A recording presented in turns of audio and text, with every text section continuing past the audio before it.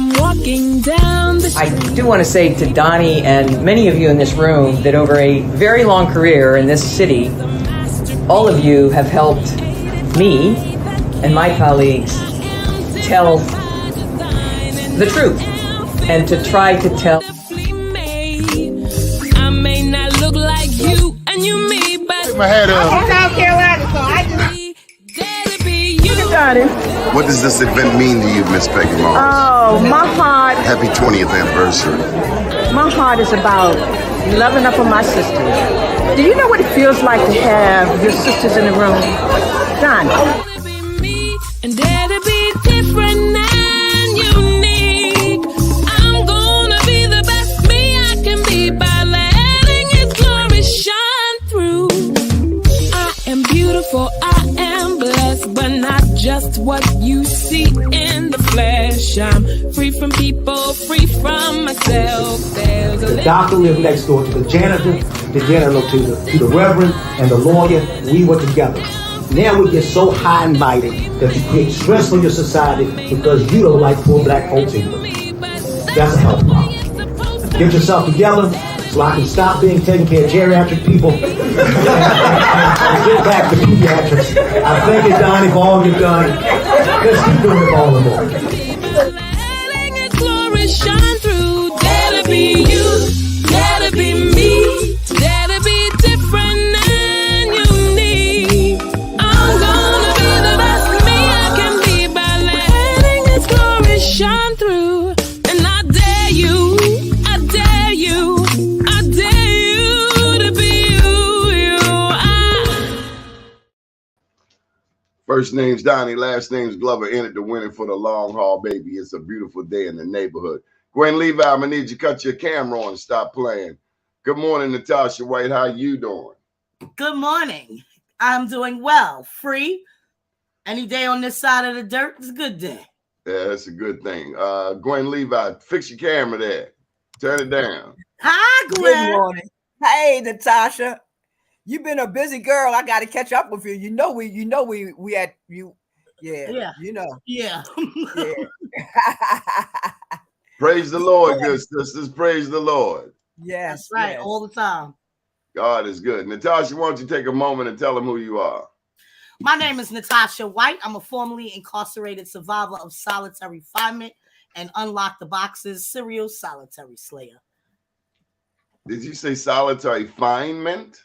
I said I'm a survivor of solitary confinement and I am unlock the boxes serial solitary slayer.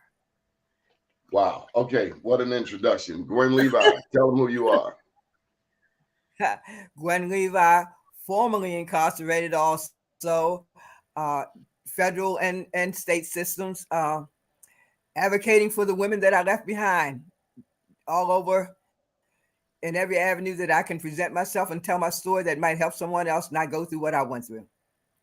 All right. And we have joining us for whatever reason, her camera's not working. Nicole Hanson Mundell. Hey, Nicole. Yes. How y'all doing?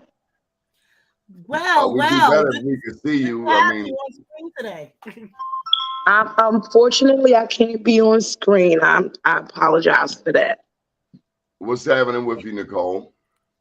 We just want to make sure we lift up our favorite Black media source, Doni Glover, and just thank you for being committed to Black media, right? It is far few in between that we have Black media who's willing to talk about and lift up the issues of people in America, Black America. And so, I'm sorry, y'all. I'm so super.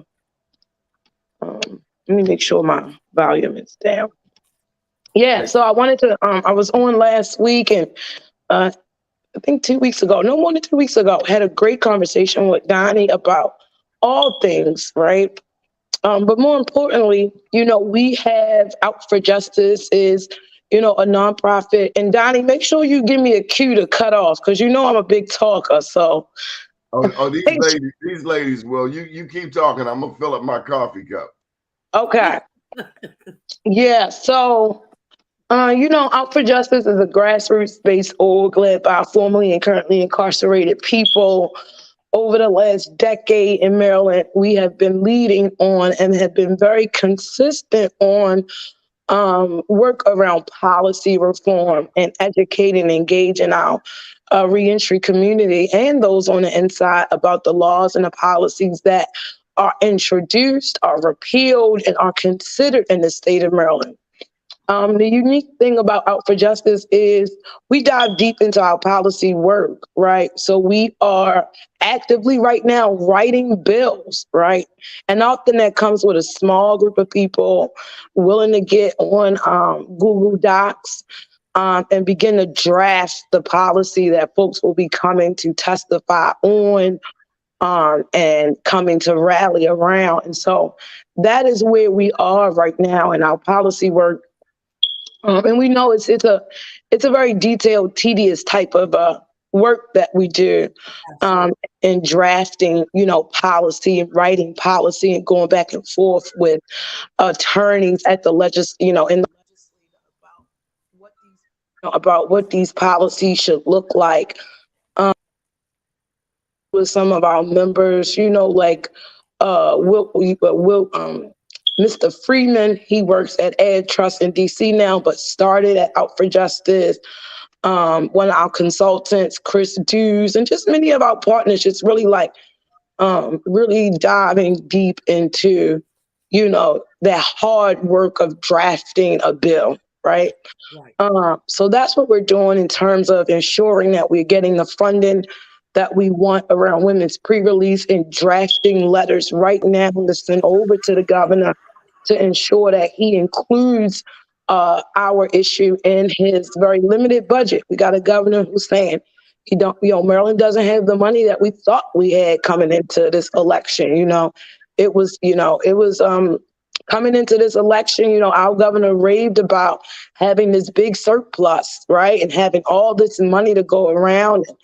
Now we're finding that is not true, that the last governor did not leave him a surplus of dollars, right? So going into this legislative session, we really are in conversations with the administration about how women coming home from prison and jail will be included in this year's budget, specifically around the women's pre-release work.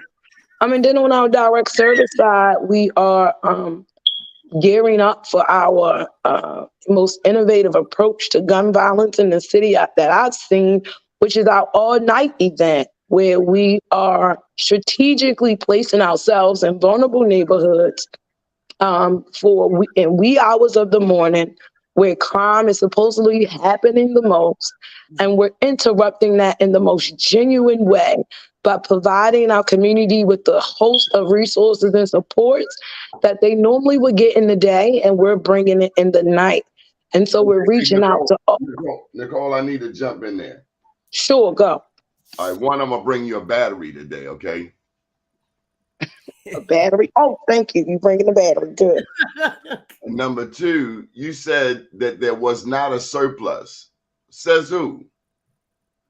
Well, what I'm saying is, and thank you for correcting me, right? No, I'm just raising the question. The last word. Well, it's not say who, Donnie, is we're seeing it, right? When you get an administration that says, listen, okay, we ain't doing too much spending this year. Said he left a surplus. You're saying he did and not. That's not true.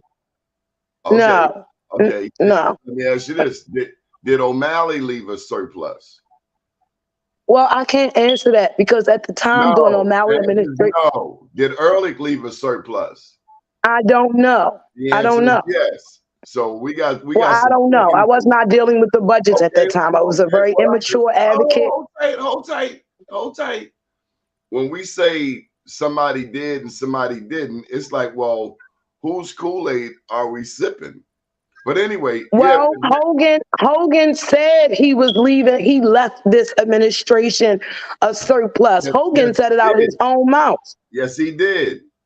And I just wanted to share. But we're finding that to not be true. Okay, well, I found that the Democrats tend to be big spenders where I'm not here to get in political jargon about Democrat Nicole. and Look here, Republican. hey, That's not what my role is. look here, Nicole. You want to plug your event? Plug your event. No, I want to engage with you, Johnny, because listen, I'd like as to a do it, but 5 you're not even on screen, so it's kind of Can unfair. I interrupt? Yeah. Yeah, I don't sure. think that you or I'm not Nicole, on screen that's the because I'm topic not that we camera want to get ready. into. But Nicole, okay, you let doing me such try to powerful see what stuff. my screen can do. I told you I wasn't camera ready. You Is doing such why I powerful wasn't stuff, on Nicole. screen. Tell us. But hold on, let me give you some of this rawness. Okay, there you go. Okay. Is that better for you, Johnny? Okay. But Good I mean, morning. you come in and you say that the man did not leave a surplus. I just want to know what evidence of that is there. Do you want me to let Miss Gwen speak and I'll hold my comment, or you want me to respond? Do your thing.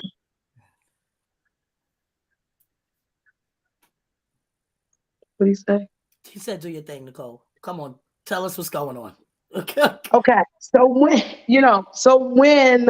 when agencies are not able to fulfill their budget goals, Right. when advocates, lobbyists are being told that we don't have the money to do what we thought we was going to be able to do, because while a governor, I don't care if he's Democrat or Republican, indicated that there was this surplus, in fact, it's not that. And we need to educate ourselves more about participatory budgeting, right? And where money is and where money isn't. And that we have to limit our expectations as Maryland residents in terms of going after bond bills this year, right? And asking for agencies, asking to ensure that women's pre-release is fully funded. So when we're getting a message down from the top that's saying, we don't have the money and we have to be strict with our monies because we really don't have what somebody said we had. Right. Then that is my evidence that something is wrong, right? And I don't want to believe that an incoming governor would lie and say that it's not there when it's there. And I don't want to believe that the outgoing governor made that up, right? So somewhere in this shuffle, there was some miscommunication about what was actually here in Maryland and what isn't here in Maryland. We have an office at the Brooke Learman runs the comptroller's office. And if we were allowed to walk through that office today or prior to her coming in, we would have saw a underbudgeted, underfunded agency where they're still using old laptops from the 1990s, okay? Where this agency can't even properly Doni, you know where Doni at? He's doing some research. He called us some folks like, hold up, what is the code saying true? Right. Absolutely.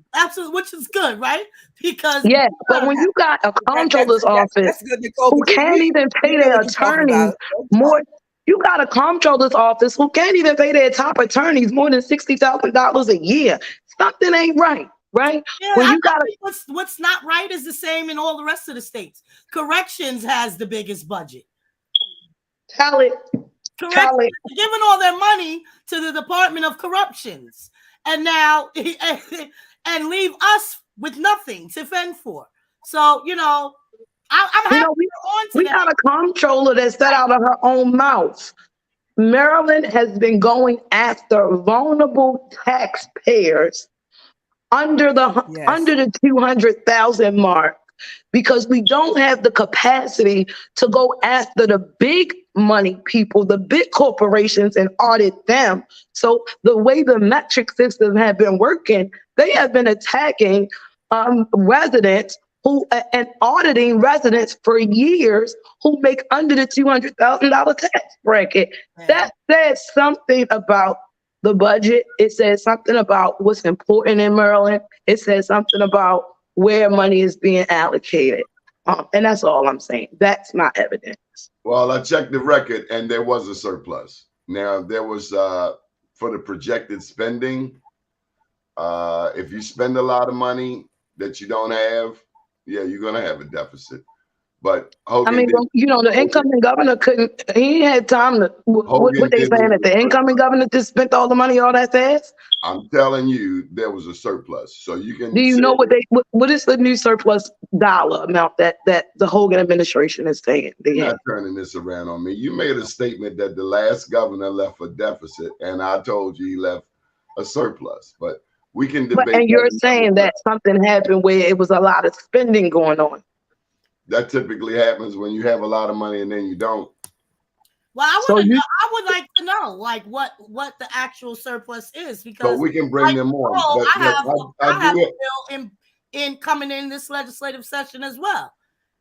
So I know if we can't get funding for returning citizens, they definitely ain't gonna give us no funding to end prolonged solitary confinement. They could care less what happens in the jail. Well, this show is about returning citizens more so than the budget. So maybe we no, can. the budget has everything to do with us. Right. And that's the Everything to do with problem. We All don't right. talk enough about the budget and a these state Everything. budget. citizens on your screen, Donnie, fight at a legislative level. It has everything to do with us. This is what we do. This is how Yes. we. But you All don't of know us, the and, fact. and, we and it give does. back. We don't have a But you don't preview have the center fact. right now Hold on, because because we can that's only first one they person claim can the talk at a money. time, right? Only one person can talk at a time. The three ladies you have on your screen, Donnie, are freedom fighters. We are freedom fighters because we were once confined, right? So the budget got everything to do with us. Well, you said that already. I'm gonna say it as many times as I have to for you, baby. Go ahead, Miss Gwen. Go ahead, Miss Gwen. Yes, and Come on, the Miss budget Gwen. determines when and Since if you, we're going to get. Yes, the budget's going to determine when and if we get. Donnie, we didn't want this to be a legislative budget issue, but if that's the case, then that's what it'll be, and we all, I think, are capable of talking on that. So yes, the budget.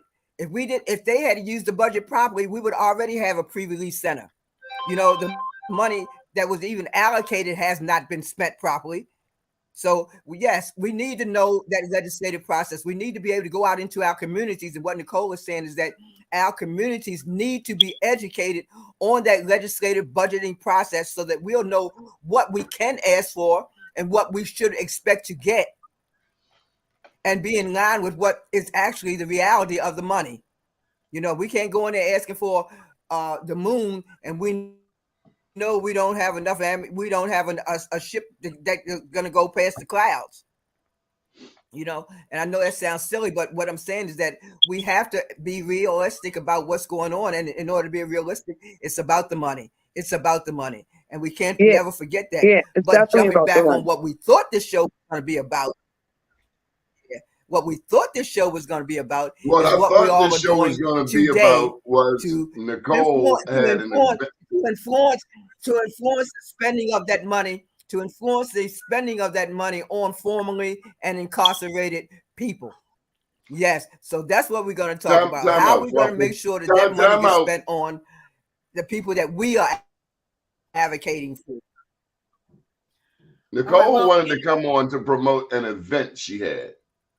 So what's the event? Let's go, because I want to go. I want to come. I'm going to what's the event? I want to go. I gotta talk about it. Okay, but I got a question for all three of you after she tells us about her event. Come on, Nicole. What's up? Okay, thank you so much. In 2017, my board president and I decided that we wanted to be a part of an anti-violent movement that was requesting no shooting in Baltimore for 72 hours. And we knew we were not anti-violence experts, but we knew that stress causes violence, that me being stressed, getting upset, then being mad, then being angry leads to violent acts. And so we thought about what at Out for Justice we were already doing to decrease the stress. And what that meant was that we were engaging in expungement opportunities, helping our communities support with civil law, helping our mothers protect their children through advocating against CPS system and the social service system, and helping our people with healing practices and therapy opportunities. And so this idea was really birthed back in 2017 with myself and Karen York, where we decided to bring the actual services and supports that people had the expertise to do, but that they were not bringing it during times where people were under the most stress, which was at night. And so we decided that everything that people can do in the day, every service that you can access in the day, we wanted to bring that in the night, Doni, Miss Gwen, and Natasha. And so that's what we proceeded to do. And that has been successful over the last several years. This is our 6th annual all-night community resource clinic. And we will be having a variety of supports. We will be recreating a therapist office, and people will be able to come in and sit down on a sofa around some plants and an oriental rug and talk with a health and human service practitioner. They will be able to, of course, get all the legal supports that they need. They'll be able to get acupuncture. They'll be able to get their nails done and their hair done on the spot. They will be able to anything they need, right? If you need help filling out an application for a legal service, or you need help learning how to advocate to your elected official, we will be there helping you draft that email. If you need a resume, you can leave at 2 a.m. on the spot. So it's not the traditional resource fair where you pick up a piece of paper and then you go and contact the person later. We are asking our vendors to provide the service on the spot. At around 2 a.m., we're going to have a Black female chef who's going to come and provide omelets and chicken and waffles. And we're just going to spoil and love on our Black people for these hours from 4 p.m. to 4 a.m. And we know that it will reduce some violence in that neighborhood. We're working on, we have studies to show what violence looked like 2 weeks prior to our event. And we'll be revealing what the violence was during our event to show the decrease.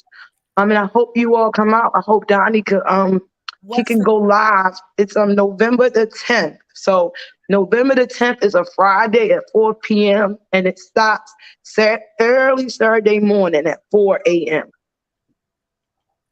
We're not asking that every vendor got to stay the full, like 12 hours or so. No, you can do between 3 and 5 hours. We're going to have youth groups performing. We're hiring youth groups to perform. We're going to have our amazing Baltimore-owned poet, Breon, from Leaders of a Beautiful Struggle, coming to drop them jewels on us. We're going to have young people modeling. We're going to have our one of Baltimore's finest, Chenga. He's bringing his band to close us out throughout the night, playing all kinds of instruments, the trumpet, the flute, the drum, to really ease the atmosphere from around 10 to 2 a.m. And so the best and brightest of Baltimore are going to be there. The best and brightest of Maryland. The best and brightest of Maryland will be there, providing Maryland Justice Project will be there with their computer training and their resumes as they've done in prior years. Our folks at Life After the Release are going to be on a panel discussion talking about the importance of participatory defense. And so we come one, come all, right? It is specific though to the Monument Street area. Let me jump in for a second because wait a minute, I have a question. No. I want to come to this event. Natasha, calm down. You see it say Natasha White host. Did you know that? Well, not on this show. You on this show it does. No. Oh yeah, it do say host. It do say host up there. That's because she wrote it up there. This is the Doni Glover show. I didn't write nothing. It's on there from my segment. Every time I log into StreamYard, this is what I want to know where the damn Safe Streets, what's going on with Safe Streets and the raids and all of this money that Safe Streets getting. What's going on? And you over there in East Baltimore, did you know they were raiding, FBI was raiding Bel Air Edison? Because you're talking about money for returning citizens. How would she know that, Doni? Well, I'm just saying, you know what Hogan did. That's all the way in Annapolis. Do we know what they doing here in Baltimore? And are y'all concerned about I know what Safe Streets? Oh, you asking me? Are you concerned about Safe Streets? Yes.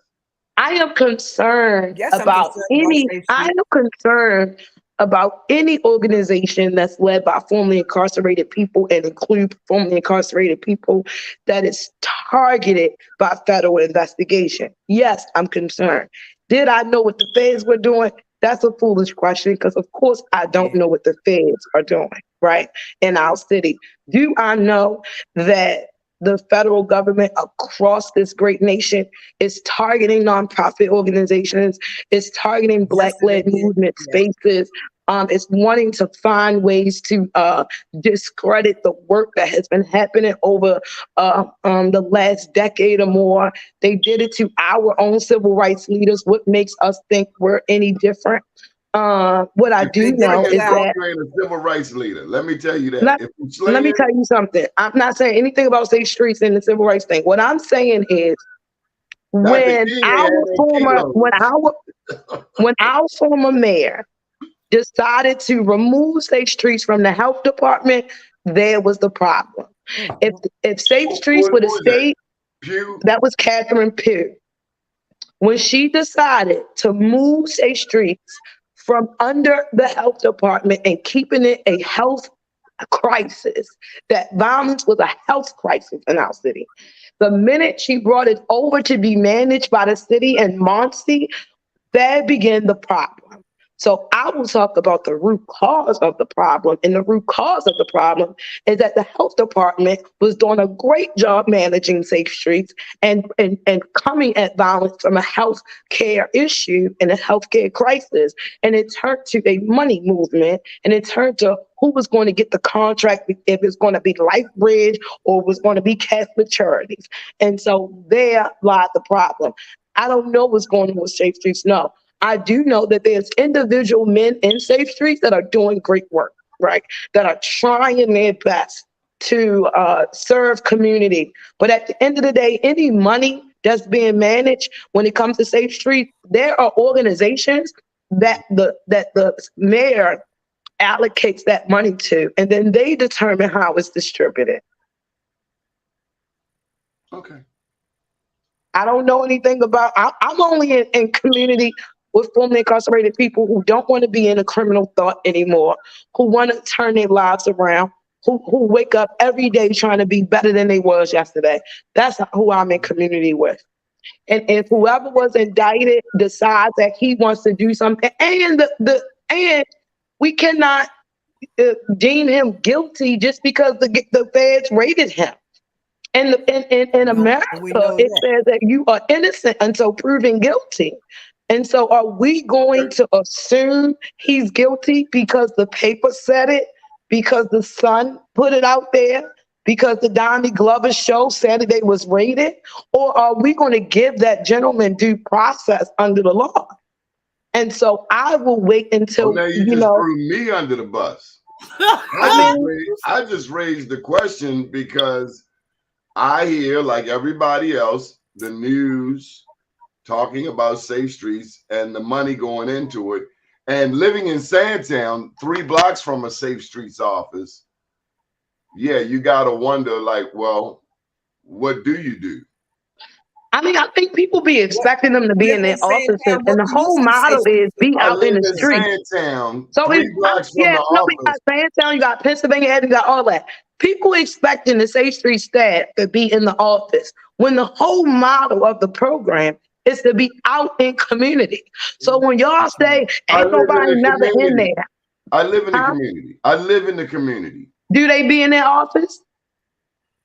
Well, I'm busy doing my work. So you don't even know what's going on with your own Safe Street office then? Nicole, you're not going to insult me on my own show. I'm asking. I'm not trying to insult you. I'm challenging what you know about Safe Street. Listen, I live 3 blocks from it.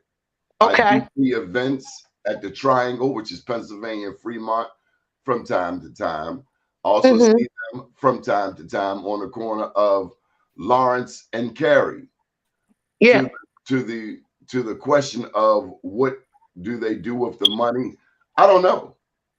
Oh, well, I know at least over there off of Pennsylvania Avenue, Wayne Bruton and them, they're always having stuff going on at Drill Park. They always giving out. We do have a community group, the Sandtown Winchester Collective, which includes the Sandtown Winchester Community Association and Showdown for Sandtown. Showdown for Sandtown has engaged in some activities with the Safe Streets, but they do it no longer. So you'd have to maybe come to one of our community meetings to get the inside scoop on that. But I'm just raising the question, what do they do? Because living in Santan, yeah, you I don't know, because they're not even at the east. I don't Like know the Safe Street, the Safe Street office that's closer to me. I don't have a lot of relationships with. I have relationships with the Cherry Hill crew, with Cord, and some of those like stand-up guys, right? And so it's upsetting. We know there's some, listen, I know there are some good people. As a matter of fact, my first encounter with Safe Streets was about 13 years ago when Stacy Smith ran the Safe Streets down on Baltimore and Carrollton. And in terms of defending a community advocate, the Baltimore City Police, the Baltimore City Health Department threw Stacy, a Black woman, straight under the bus. At the same time, James Bond from Living Classrooms was getting millions of dollars with a rated program. So I'm very familiar with the racial inequity on the reporting of Safe Streets. When it's Black run, there tends to be certain level of scrutiny. When the white boys are running it, just like the weed. They got a dispensary right there in Cathedral Street. You're selling weed all day long, yet Black people buying it, but Black people can't sell it. So I just want you to understand, historically, over the past 29 years, I have been an advocate for our people. And I just raised the question because if you get rated, that's not a good sign. Yeah, well, you know, for me, I do want to say one thing. The subject a little, can I change the subject a little bit? Well, I was coming to you, so yeah. So, okay, thank you. Okay, am I ready now?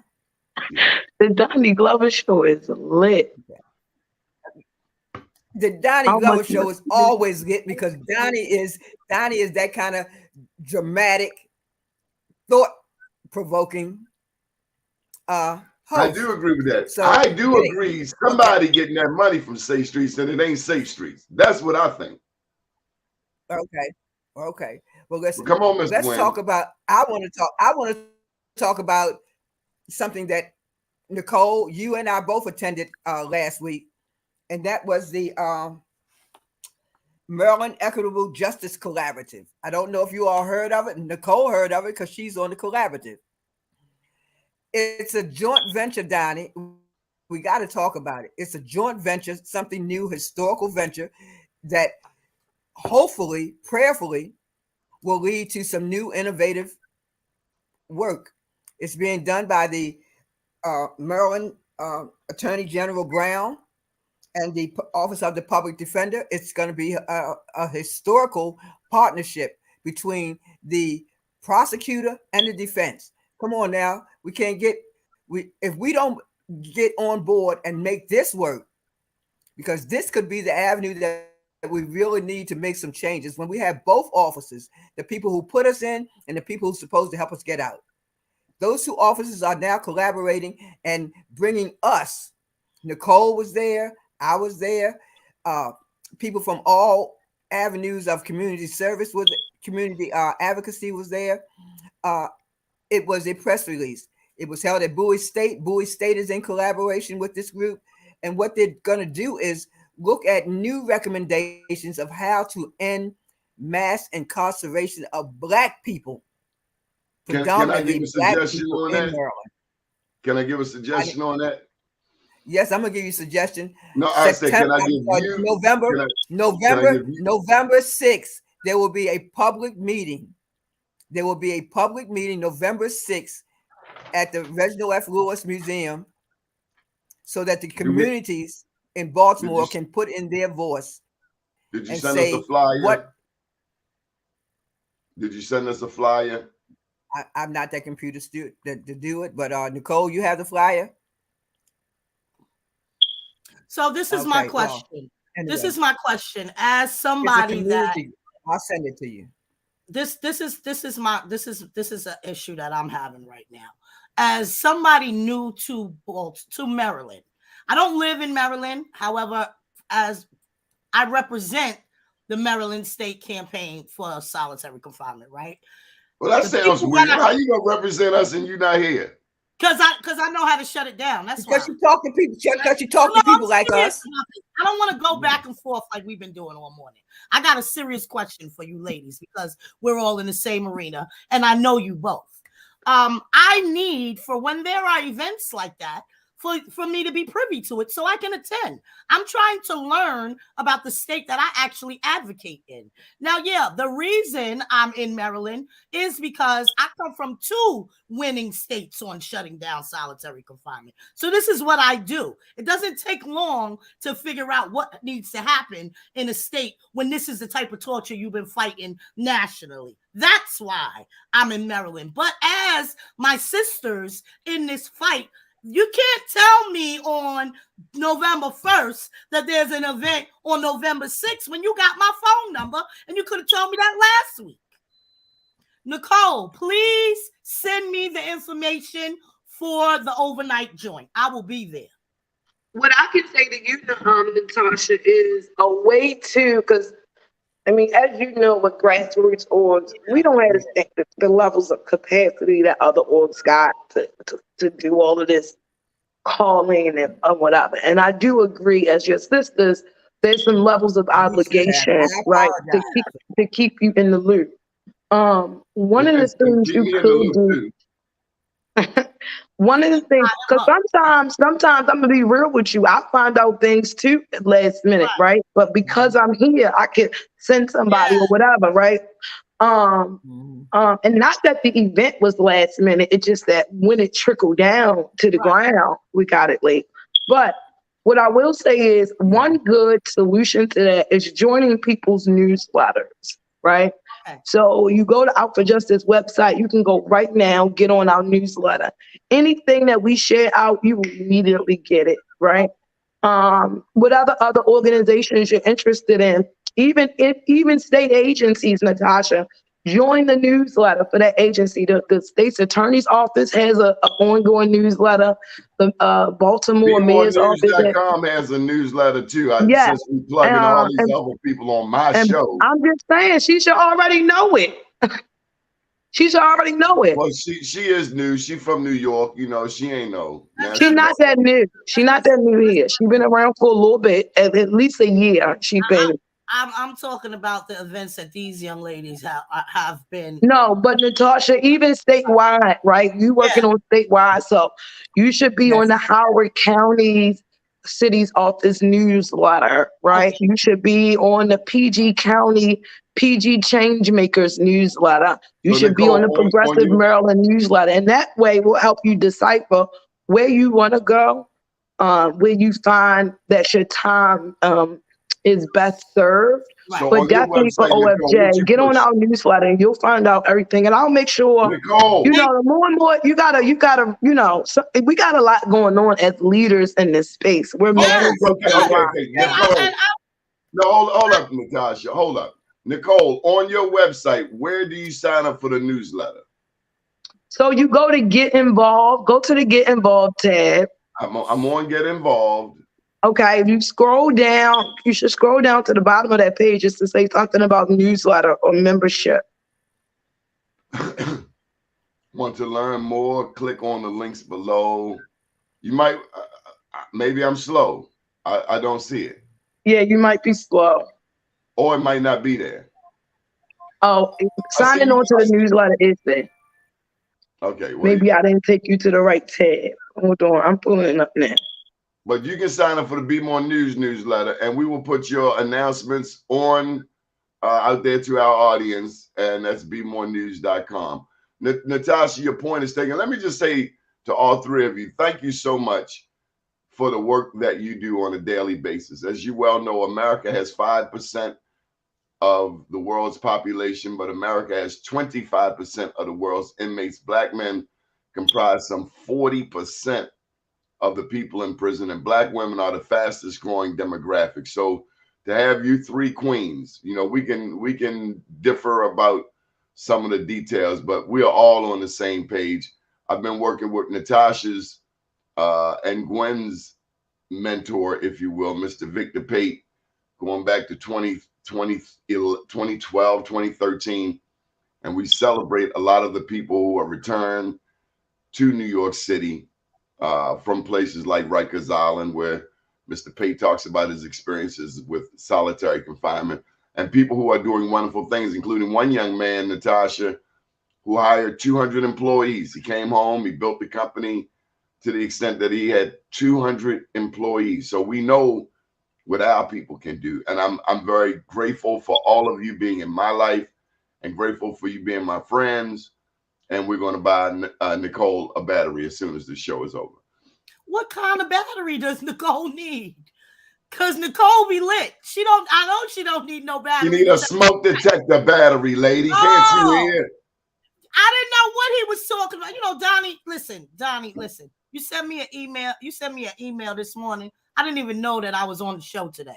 Okay? I'm getting ready to go to a rally. They have What rally? What rally are you going to? Let me tell you, they have stopped. Right here, if you go in the search box and type in newsletter. Okay. Go in the search box and just type in newsletter. And you'll see OFJ newsletter. Subscribe to our newsletter. You see that, Donnie?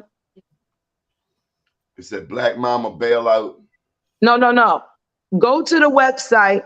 You see at the top where it says search, not your search bar, our search bar. You see where it says search newsletter out for justice. I clicked it. Oh, got you. Okay. That's how we help each other. If I didn't know, I had no problem asking. Yeah, type in your email address, and you immediately go to our newsletter and start getting updates. Go ahead, Miss Gwen. Miss Gwen, we can't hear you. Miss Gwen, we can't hear you. Turn your mute button off. You muted yourself. Yeah, I really want to say something about a new thing that's getting ready to happen. It's going to be a press release soon, Nicole. You're going to hear about it. We're coming back on your show, Donnie, to announce a new community organization, National Action Network, Baltimore Community Chapter.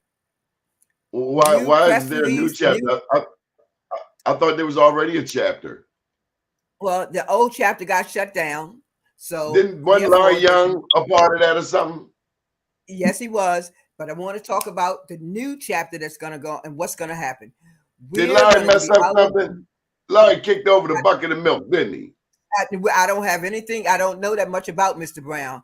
I came on as a result of me going to New Brown, Larry Young. We used to talk all of this National Action Network, and now I'm getting word that he shut down the Baltimore chapter because he couldn't be in charge. Is that true? That's a damn shame. I have He too no old idea, to be playing games Donnie, like that. He's a grown man. Donnie. We call the truth on this show. That's a damn shame. People. Okay, all right. You're not going to stop me from talking, Donnie. I want to talk about the new Baltimore Community Chapter and what the new chapter is going to be doing. Is Larry Young a part of it? No, sir. The lady's name is Miss Marion Summers. Oh, hi, Miss Marion Summers. Yes. Yeah, so, I think that gentleman, Anthony, is right. You're going to hear about this press release soon. And what we're going to be doing is a lot of community organizing. We're going to go in and talk what Nicole was talking about. Make sure that our communities know what the budget is. Go in our communities and make sure our communities know about the legislative process. Make sure our seniors, our young people are aware of their voting rights and where they can vote, what the issues they need to be aware of to make the right decision on who to vote for. Ms. Gwen, are you leading up that chapter or something like that? No, I'm not leading up the chapter, but I'm going to lead up a committee. I'm going to lead up a committee on criminal justice that I'm going to ask you to come on board, Nicole, of course. I've already had my own committees that you could be participating in. I can't out for justice. We've been here for 10 years and we have 4 committees that we hope for. And you know that I participate, and you know I participate. I can't go join nobody else committee when we got our own. We got our own homegrown research committee, outreach committee. So I would hope that you could join an Out for Justice committee, because I don't have the capacity to invest in a new group's committee. We'll be joining with your committees. We'll be joining with your committees. Yeah, you can lead a committee over here, Ms. Gwen. No, we're not trying to lead a committee. I'm trying to be involved in the committees, like you said. The you could do that. Already you could do that. I look forward to Doni, help Ms. Gwen go to the Out for Justice website and sign up to be on one of our committees. Because this is the homegrown organization. This is the org that is led by formerly incarcerated people. And we make sure that whatever formerly incarcerated people need, we're speaking up for and we're supporting it. So we got committees. Let me take the show back. I would never. This is not a group that's going to go against that at all. This is a group that will be joining you. Yeah. Okay. I will put you on mute. All right. Natasha, you said you had an announcement you wanted to make. You said, why are you here? You're here because this is the returning citizens. We're talking about returning citizens issues. That's why you're here. You're here because I need you here. And why? I'm sure because the Holy Spirit told me to call you and have you on this show. That's why. Natasha. What? Doni has me confused right now. I didn't know what was going on. But I said that. Actually, I texted him that, but since he said it, yeah, because if I don't know what's going on. This is you put me in this chat because it's a return. Both of these ladies I have contact with outside of this, right? I have a rally that I have to go to because they stopped 4,300 people from voting due to minor probation violations. Oh wow, where at, Natasha? In Virginia, baby. That's what I didn't say. Why am I here being facetious? I was just trying to figure it out because I'm supposed to be on my way somewhere else, but I am on the BlackUSA.News network, and both of you ladies are dear to me and your movements, so I chimed in. But if we all talking at the same time and I can't get the information I need, then why am I here? All right, now you have the floor. In Virginia, right now, they have stopped 4,300 returning citizens from voting because of probation violations, which has nothing to do with taking away my voters' rights, right? So I'm headed to a rally downtown thrown by No Left Turns. And that was my question to him. That's not what I wanted to say on screen with everybody. I try, we're all, girl, you gotta learn Doni. He will put your stuff right out there real quick. I know, but I'm used to threw me under the bus 17 times before I even got to speak. With Doni, on sidebar. You know what I'm saying? But I am happy that I was able to get some information from you two ladies. Gwen works with me often. Right now, I just became a part of the Maryland movement in January. However, I joined the last session at the very end, and the legislative liaison that we had when she left IAHR, she left no information. So I'm learning from scratch. Are you kidding me? You were not transitioned. No. Oh, I'm gonna have a conversation with her about that. That's not cool. Listen, we already know that, and we know why. It is no big deal because we didn't get anywhere anyway. The bill needed to be rewritten, and which it has been. This year, we coming back. But I look to you again. No, she's no longer a part of IHR. And this is the person that we talked about offline. Yeah. So that I told you wasn't no damn good. Yeah, well, I know that anyway. However, everybody deserves a fair shot, right? I can't kick nobody out of an organization that was there before I got there. Well, that's a good point. I could just pick up the paces and do what I do, right? I'm not a legislative liaison. Do I know how to legislatively advocate? Yes, I do. I'm a grassroots builder. However, I am one in 2 states. So I'm a one-man campaign for 2 different states, right? Don't worry about that, girl. I've been a one-man show for a lot of years. Right. Why do women say that? Why do women say one-man show when you're a woman? It's a one-woman show. So I look to We're talking about the humanity man, not just the this is what I can't do. I can't. I look to Gwen and Nicole for guidance. I have signed up for your newsletter. Okay. And I will be reaching out. Nicole, please send me Sure. that information so that I can Okay. get Did you funding. text me, Natasha? No, I don't have your number direct. Yes, you do. Me and you talked. Yeah, but I don't have your number direct, I don't believe. Let me see. What's your number, Nicole? I'll send it to you, Nicole. 443 Wait. 443 600 600. 0920. Yeah, I don't have it direct because we spoke on Zoom. Oh, right. I'm calling your phone right now. Well, this is one productive thing that came out of today's show. Let me ask you this, Natasha. What is the damn Pac-Man machine for? People's kids who come here, because I can't do it. They can't take over my TV. You need something to play with. There it goes. Yeah. I would love to work with you on that voting work because, Natasha, we're leading in Maryland in terms of progress on voting rights. And I know you know kind of some of the work we've been doing at OFJ, in Maryland Justice Project and Life After Release. We are the Directly Impacted Voting Coalition, working with ACLU and Common Cause. And we have been relentlessly pushing to ensure that the policies are changed, right? We could do a lot of and talking, but we ain't getting knee deep into the policy and the law and proposing not just legislative recommendations, but internal agency regulations. Like, we got to do that work for them because them folks, they not going to do the work. So we got to be the ones on them emails saying, hey, I see that your regulations say this. That needs to be changed according to the law. Hey, local jail, I see that you send me your process for voting. Oh, actually, you're supposed to be doing it this way. So we get knee deep into the technical background part of the work that a lot of people don't want to do. That's that brain work. That's that writing work, right?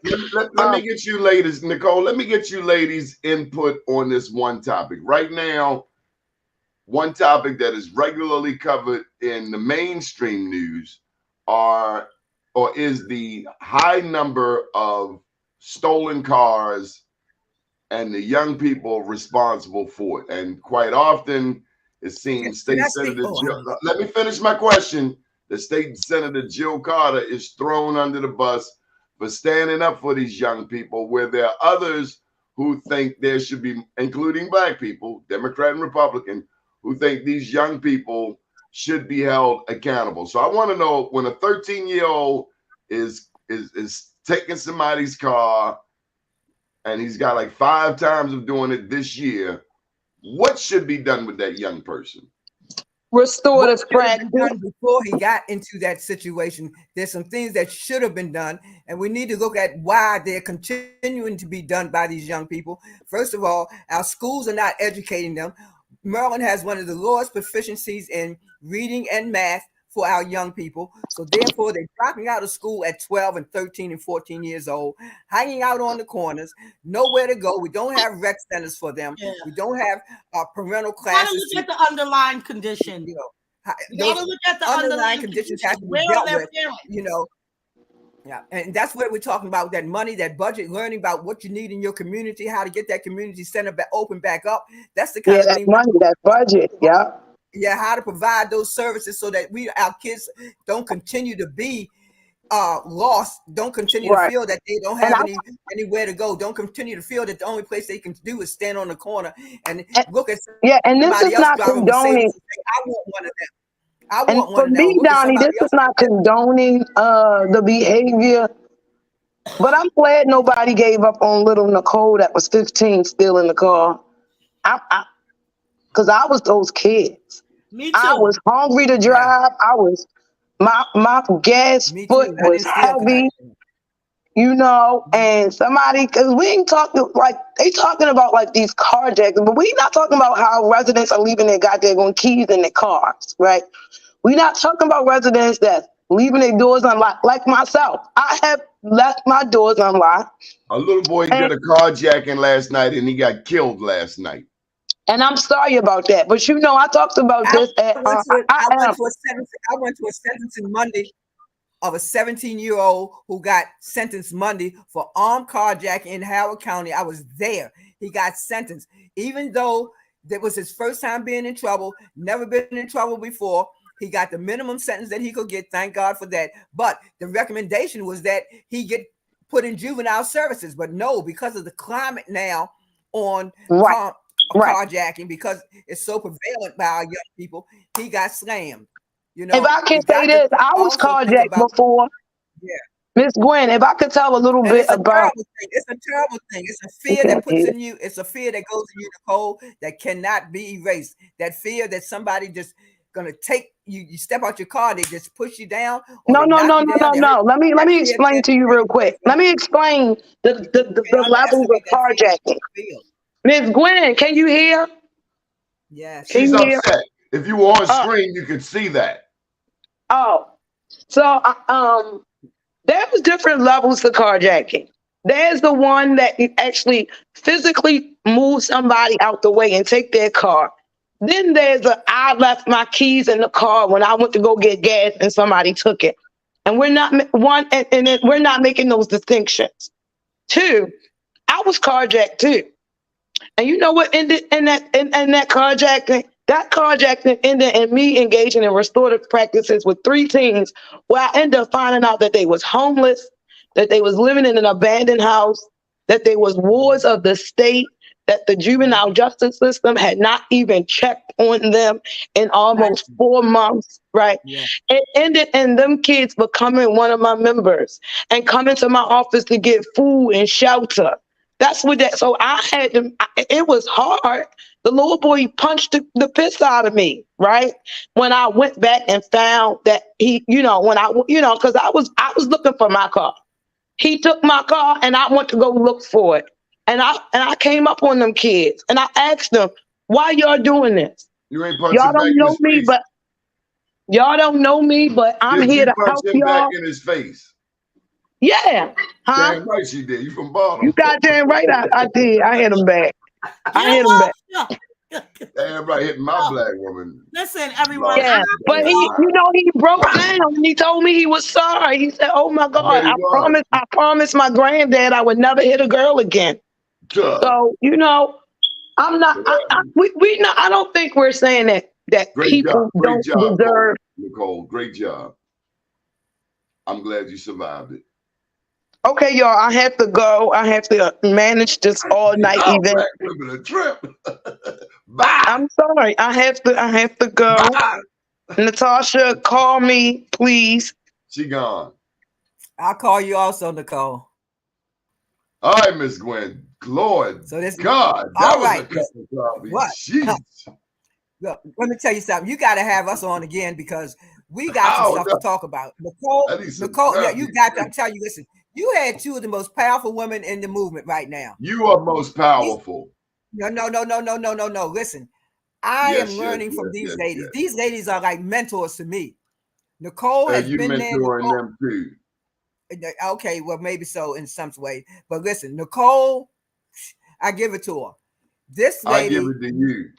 You've knows met Victor Pate and you've been rolling ever knows since. about what she's talking about. Donnie, please. She knows about what she's talking about. Natasha knows what she's talking about. Natasha has worked in 2 different states and successfully gotten rid of solitary confinement. We need her presence in our state, and I'm glad to see her here. And yes, we are going to get her more involved with what's actually happening on a day-to-day basis, so that, like she's down at that rally, she'll come up here and be hopefully on November 6th and have some input into. Am I going to see you at my event anniversary, December the 9th? Yes, I already got it on the calendar. Yes, it's on the calendar. This is the only fundraiser we do throughout the year. This is the annual event. This is the shindig. I will be there. Okay, we will tell be all there. your friends. Like Tell them bring the checks with them. Just like we put money on all these other places, this is a chance to support Black media. And I think next year you need your own show. And you're really learning the computer. You know, Miss Gwen, I've watched you. I see you. Your computer skills getting strong. I'm trying. And that's thanks to a class that I took at Maryland Justice Project. The other organization, the sister organization to the ones that Nicole just talked about, those three Because organizations, Maryland Justice Project, Out for Justice in PG County, and all over the state, really. But because you got violated because of the damn computer. Yeah, well, that that was a story. What, 2 years ago now? Guess But what? you swinging. I mean, Guess what? The place that violated me, the place that the halfway house that violated me, that sent me back to prison because they couldn't contact me while I was in that computer class. Guess who took a resource fair, participated in a resource fair at that halfway house a couple of months ago? Shoot. You ain't tell me that. Yes, I was able to go in there and say, feel? ha ha ha, ha ha ha. I act fool. Ha ha ha. I'm here. I'm back. And no handcuffs. I ain't got to report to you, and I'm bringing you some help. I brought some information to him. Why'd you do that, Miss Gwen? Because that's what you got to do. You got to go back to where the people that you left behind. There are guys and men in that facility who needed the resources. I'm working part-time with Pratt Library and doing a reentry program. Part of their reentry program called Encore is going into the prisons and bringing people out and giving them resources and jobs. There's a fair November the 15th at Pratt Library downtown, a resource fair for former incarcerated people, for people who just coming home, for family members to get the resources. There are going to be all kinds of resources there at Pratt Library all day long, November 15th. Great job, Miss Gwen. I'm proud of you, sis. Listen, there's so much going and you know on. What? And people we say, got you're all over the place. You're all over the place. But guess what? It's so much going on that we got to come on shows like yours because the people are we got to put a plug in, Miss Gwen, for Mr. Rudy Williams, because I met you through Mr. Rudy. And so thank you, Mr. Rudy, for the introduction. And I've since met your sons. I've since been welcomed into your family as you are welcome into ours. So any final thoughts before we get up out of here? Yes. Thanks to Mr. Rudy Williams, who's continuing to be out there helping, advocating, doing this thing, writing. He's continuing to write. So look forward to some new things coming from Mr. Rudy Williams soon. But also look forward to the press release that'll be coming out within the next couple of days on your show, Mr. Glover. Whatever you need, Miss Gwen. You know I'm here for you. But we got to get you. I want you to come to Sandtown to one of our community meetings, and we gotta have, sit down and make sure that you have everything you need as this new year comes about, 2024. Like, we're gonna get you a green screen. I think we're gonna have to get you a green screen. You ready for a green screen? What is a green screen? I don't even know. That's what allows me to put this graphic behind me. It's literally a green sheet. Oh, okay. And you put it behind you. Better than what's behind me. All right, I go. But look, I remember when you started, and we're making progress. Okay. But yes, we are. You ought to be commended for caring about other people. I'm proud of you. I thank you. And like I say, I couldn't do it without people like Out for Justice, Maryland Justice Project, Life After Release. Maryland incarcerates at one of the highest rates in the country. Yes, we know. And guess what? We incarcerate, but guess what? We have some of the least resources, inside or out. Well, let me tell you, when I was 15, there was a man named Mr. Eddie, and he ran Justice Resources. He just passed. Eddie, I want to say Eddie Harrison. And it was a program that liked me. It was the first charge, and it was a program that got me back on track. And those are the kind of programs we're beginning to see come back again. Programs that are bringing these young kids back in line with their values, back in line with our Black values. They're programs that we have to initiate. We got to get back into our communities and get these kids off the corner and back in the rec centers, back into the libraries. That's why the library has become so inclusive now, trying to bring people back into the system. Make sure that they're one of the most viable places in the community right now is the library. So where else should programs be that the community can go and see? At the library. Reverend Letty Carr said hello. Do you know Reverend Letty Carr? Yes. Who is Thank she? you. Reverend Letty Carr is the former chaplain, great lady, first lady of Maryland Correctional Institution for Women. She was our chaplain there. She was a do you think she would come on and say a prayer? Yes, she will. Yes. Can you come? Can you call? Can she call in? I'm gonna put this link right here. Miss Letty, Reverend Letty. She has a show that you need. She has a podcast of her own. Please. Does she? Yes, she needs to come on and talk. Come on, Reverend Letty. Take us home with prayer, because if we ever needed the Lord before, we sure do need him now. That was a song, Miss Gwen. Yeah. Take Six used to sing it. Oh, if you ever needed. Did you put a number for her to call in? I sent her the link. I posted the link up there, and maybe she'll see it. Reverend Letty Carr. Where's her church? First Baptist Church of Glen Arden. Oh, down in gorgeous Prince George. That's that big church. I know that big church. All the politicians go there. Yeah, one of the biggest churches in the state of Maryland. Yes, it is. Yes, it is. And they do Lord so much have community. mercy. They were one of the most active churches down at Jessup. Yeah, we had some good churches coming down there. Now the Jessup has a, I don't know this. Maryland Correctional Institution for Women. Yes, it's the only prison in the state of Maryland for women. Women from all over the state, if they get a year and 1 day or more, that's sentenced, then that's where they go. So we have people from all over the state, not just Baltimore City, all over.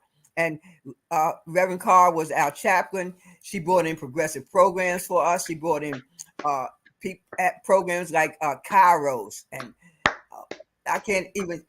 Oh God. That's all right. I'd love to hear about people that help women. Women. Yeah, all kinds of programs. Yeah, but she brought in progressive programs, spiritual programs that uplifted us. Are you ready for your own show, Miss Gwen? No, I'm not ready for my own show. It's too much to talk about what's going on. Listen, Nicole is doing a lot. I'm ready to make sure that all these programs that are out there get connected together so that we can all work together. We all filtered here and there and everywhere. All I want to do is see. I love collaboration. That's why I'm so excited about December the 9th. I want you to be here. You collaborate that. December 9th. Whatever you do, don't miss that date. And then bring Mr. Rudy. You're both on my guest list. But we take checks, Cash App, and all of that too. This is our annual fundraiser. So we can pay for this operation. You know, we got shows in other parts of the country. Oakland, New York. Yeah, but we're gonna make it anyway. But this is a chance for the community to give back, because they always saying, Donnie, can I come on your show? I want a Black Wall Street award. Can you come cover this? They don't ever say, I got some gas money if you can get up here. Okay, I'm gonna push everybody. Come on. We gotta support Donnie because he allows us to come on here and talk about the issues that we need to talk about. So come on, let's come out and support him. December the 9th. Yeah. What's your favorite food? What's your favorite dish? I'll make sure they got it there for you. What do you like? What's your favorite dish? Crab cakes. We'll have them. I'll have a plate of crab cakes for my special supporters. I have a great place. I know a great place that sells crab cakes. It's on Ricestown Road. It's called Goldie's Seafood on Ricestown Road, 60 something Ricestown Road. It's called Goldie's Seafood. It's named after his mother. It's owned by a guy named Randy. It's named after his mother's name, whose name was Goldie. Is it black owned? Black owned. Best crab cakes in the state of Maryland, bar none. None. I'm going there today. I'm going to find Goldie. Goldie Seafood on Ricestown Road. Yes. And Goldie might be getting some advertisement on this screen if that crab cake that real. And I'm telling you, I've been downtown, Harbor East, Canton, Goldie's. Okay, let me ask you this. Can you make a crab cake? Yes, I can. Yes. I like the way you say that. Yes, I can. You know why? My grandma had a restaurant on the corner of Carolina and Lombard Street. Yes, she did back in the day. What was the name of this restaurant? I don't even know the name of it. Was my grandma's Carolina restaurant. Lombard, down the street from Dunbar. No, right where the school is now, on that corner. Okay, Carolina and Lombard. Fairmount Hill. Yes, right on that corner, Carolina and Lombard. My grandma had a restaurant. It was a soul food restaurant. And I used to go. What was her name? Murray Washington. I'm sorry. Yes, Murray Washington. Yes. My grandma was Flossie. You better not forget her name. I ain't forget my grandma's name. Because you know why? I'm a fifth generation. I had a grandma and a great grandma. My grandma's name was Nanny, and my great grandma's name was Murray Washington. So that's why because we call both of them grandma. Well, they both are. We call one Nanny, we call one grandma. Shout out to my mom in heaven too. Mamas, grandmamas, all of the fifth generation. Shout out to my mom, 96 years old, still living right there on Emerson Avenue right now. And yes. Miss Gwen, we went way over time. We gotta get out of here. We got to get out of here. Thank you, Donnie. Thank you for having me. And people, please come out November 6th, December 9th, and go to Goldie's for some seafood. I'm going to Goldie's. How can people get in touch with you, Miss Gwen? Gwen Levi at 1945@gmail.com. Yeah. Gwen Levi 1945@gmail.com. I'm so proud of you. I'm very proud of you. Thank you. I'm going to be sending you some stuff that'll Skype pass after this show. Okay. I'll figure out how to do it. Okay. Thank you. Thank you. Good morning, world.